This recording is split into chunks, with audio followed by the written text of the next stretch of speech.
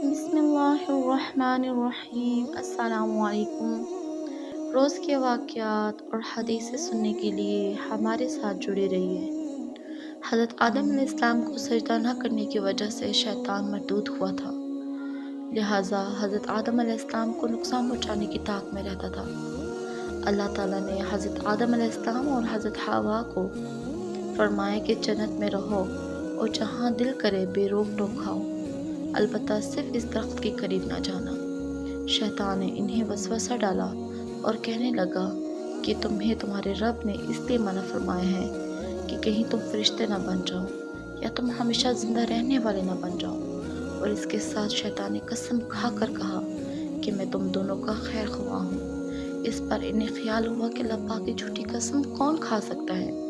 اس خیال سے حضرت حوا علیہ السلام نے اس میں سے کچھ کھایا، پھر حضرت آدم علیہ السلام کو دیا تو انہوں نے بھی کھا لیا، اور یہ خیال کیا کہ اللہ تعالیٰ کی ممانعت تحریمی نہ تھی بلکہ تنزیہی تھی، یعنی کہ حرام قرار دینے کے لیے نہ تھی بلکہ ایک ناپسندگی کا اظہار تھا۔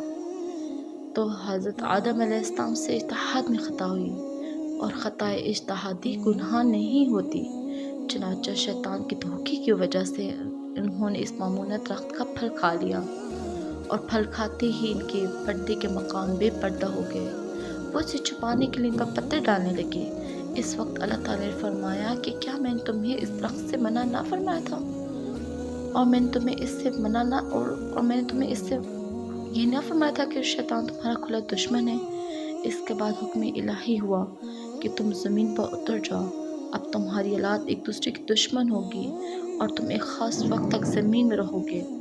زمین پر تشریف آوری کے بعد حضرت آدم علیہ السلام ایک عرصے تک اپنی لغزش کی معافی مانگتے رہے، حتیٰ کہ آپ علیہ السلام کو اللہ تعالیٰ کی طرف سے چند کلمات سکھائے گئے۔